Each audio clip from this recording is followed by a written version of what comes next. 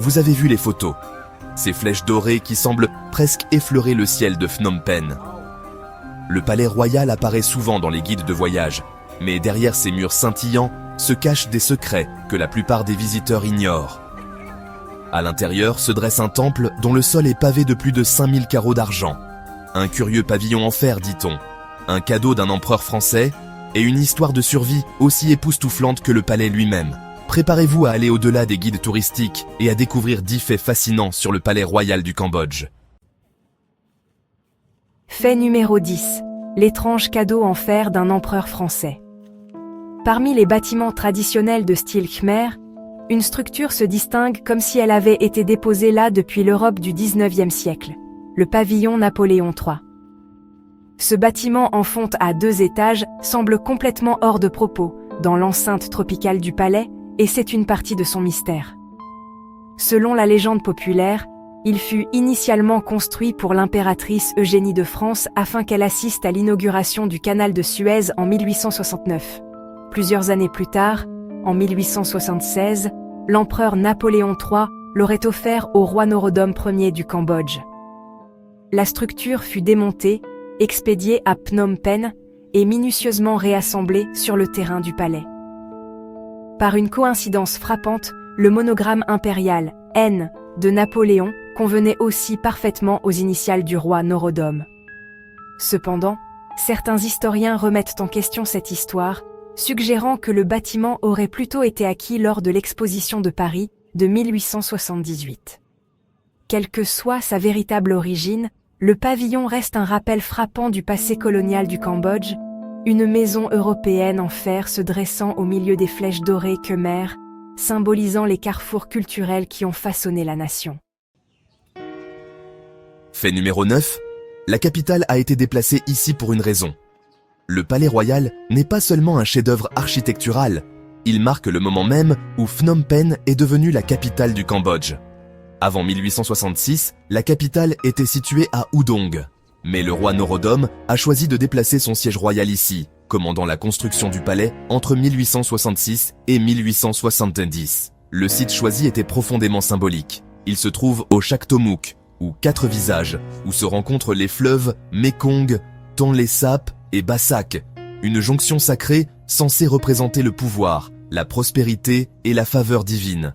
Pour un roi considéré comme un lien vivant avec les dieux, il ne pouvait y avoir d'emplacement plus propice. Fait numéro 8. Un mélange unique d'Orient et d'Occident. Se promener dans le palais royal, c'est comme assister à une conversation entre 2 mondes. L'architecte principal du palais était Nik Okna Tepnimithmak, un maître de la conception khmer, tandis que le projet était supervisé par l'administration coloniale française. Le résultat est une fusion remarquable de styles. Les toits dorés à plusieurs niveaux et les flèches élancées incarnent l'esthétique khmer traditionnelle. Pourtant, dans tout le complexe, vous trouverez des jardins français manicurés, des bâtiments d'influence européenne et bien sûr, l'incontournable pavillon Napoléon de style occidental. Même la salle du trône reflète ce mélange. Une architecture khmer imprégnée de subtils ornements et meubles européens. C'est une histoire visuelle de l'échange culturel du Cambodge et de sa résilience à travers une ère coloniale complexe. Fait numéro 7. La salle du trône est le cœur cérémoniel d'une nation. Le Preah Tineang TVA Vinichai, ou salle du trône, est la structure la plus emblématique du palais royal. Sa flèche centrale s'élève à 59 mètres de haut, couronnée des 4 visages du dieu Brahma et peut être vue de toute la ville. Cette salle est le cœur cérémoniel de la monarchie cambodgienne, où se déroulent les couronnements, les mariages royaux et les réceptions d'État. Même les couleurs ont un sens. Le blanc symbolise l'hindouisme, l'ancienne fondation spirituelle du Cambodge, tandis que le jaune représente le bouddhisme, la foi qui continue de guider la nation. Se tenir à l'intérieur, c'est se tenir au cœur vivant de l'héritage royal et spirituel du Cambodge. Fait numéro 6. Une histoire racontée sur plus de 600 mètres de fresques murales. Entourant la pagode d'argent se trouve l'une des galeries de fresques murales les plus longues et les plus détaillées d'Asie du Sud-Est. Plus de 642 mètres de récits peints.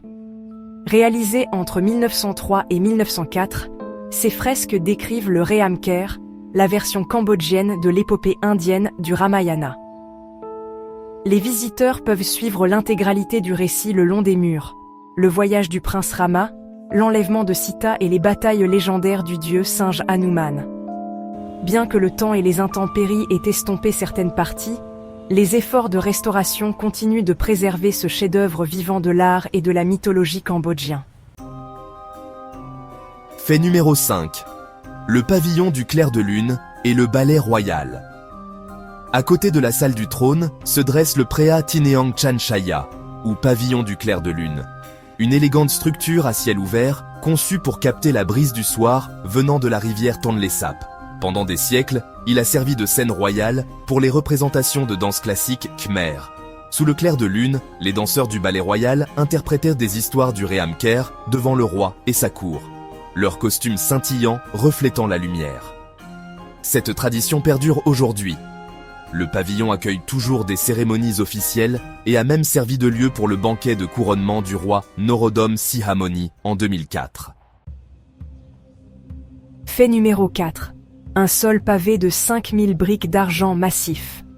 Au cœur du complexe palatial se trouve le Wat Preah Keo Morakot, le temple du Bouddha d'émeraude, plus largement connu sous le nom de pagode d'argent. Son nom n'est pas une exagération. Tout le sol est recouvert de plus de 5000 carreaux d'argent, chacun pesant environ 1 kg. Aujourd'hui, la majeure partie de ce sol extraordinaire est protégée par des tapis, ne laissant qu'une petite section visible aux visiteurs. La photographie et l'enregistrement ne sont pas autorisés à l'intérieur, mais il est facile d'imaginer comment le temple scintillait autrefois entièrement d'argent, une expression époustouflante de dévotion royale et d'immense richesse. La pagode a été construite entre 1892 et 1902, puis reconstruite en 1962. Remarquablement, elle a survécu au régime des Khmers rouges, bien qu'elle ait subi des profanations et des pillages. Sa persistance demeure l'un des mystères les plus fascinants de l'histoire du Cambodge. Fait numéro 3. Le Bouddha d'émeraude inestimable. Si le sol étincelant de la pagode d'argent attire l'attention, son trésor le plus sacré est la statue qui donne son nom au temple, le Bouddha d'émeraude. Malgré son nom, la statue n'est pas du tout faite d'émeraude, mais de cristal de baccarat, un verre français fin réputé pour sa clarté et son éclat. Cette figure du Bouddha en méditation, datant du XVIIe siècle, trône sur un piédestal doré, symbolisant la paix et l'illumination. Autour d'elle se trouvent de nombreuses autres statues, faites de matériaux précieux tels que l'or, l'argent et le bronze, chacune représentant des siècles de dévotion. Ce qui rend le Bouddha d'émeraude vraiment extraordinaire, cependant, c'est sa survie. À travers les guerres, les occupations et la dévastation de l'ère des Khmers rouges, cette délicate statue de cristal est restée intacte. Pour de nombreux Cambodgiens, elle est un symbole éclatant d'espoir, de résilience et de la force durable de leur foi. Fait numéro 2. Un Bouddha grandeur nature, fait d'or et de diamants.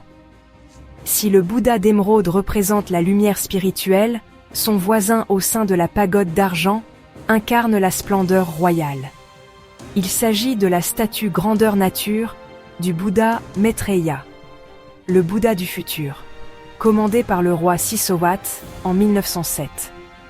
Façonné à partir de 90 kg d'or massif et orné de plus de 2000 diamants, dont un éblouissant de 25 carats sur sa couronne, la statue compte parmi les plus précieuses d'Asie du Sud-Est.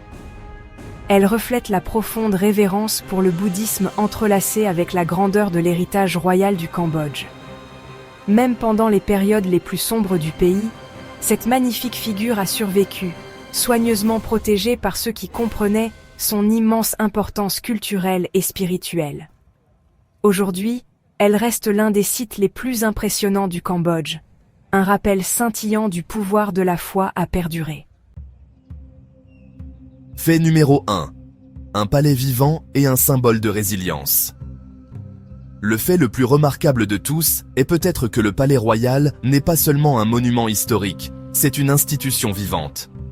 À l'intérieur du complexe se trouve le palais Kemarin, la résidence royale officielle du roi Norodom Sihamoni. Bien que cette section soit fermée au public, ces toits dorés s'élèvent gracieusement au-dessus de l'enceinte. Un rappel discret que la monarchie cambodgienne est toujours bien vivante. Des cérémonies royales, des réceptions d'État et des observances religieuses continuent d'avoir lieu ici. Des moines chantent des prières à l'intérieur de la pagode d'argent. Et la famille royale participe à des rituels traditionnels qui perdurent depuis des générations. Le palais a survécu au colonialisme, à la guerre civile et au régime des Khmers rouges, chacun laissant ses cicatrices sans jamais effacer son esprit. Aujourd'hui, ces tours étincelantes témoignent de l'endurance du peuple khmer, reflétant non seulement l'histoire royale, mais aussi la résilience de toute une nation.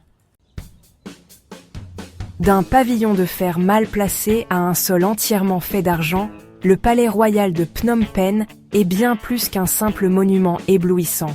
C'est une chronique vivante du voyage du Cambodge. Son architecture raconte l'histoire de deux mondes qui se rencontrent, ses trésors incarnent des siècles de dévotion. Et sa survie révèle la volonté inébranlable d'un peuple qui a refusé de laisser son patrimoine s'estomper. Veuillez noter que le tournage intérieur n'est pas autorisé dans certaines sections, c'est pourquoi aucune image réelle de l'intérieur ne peut être montrée.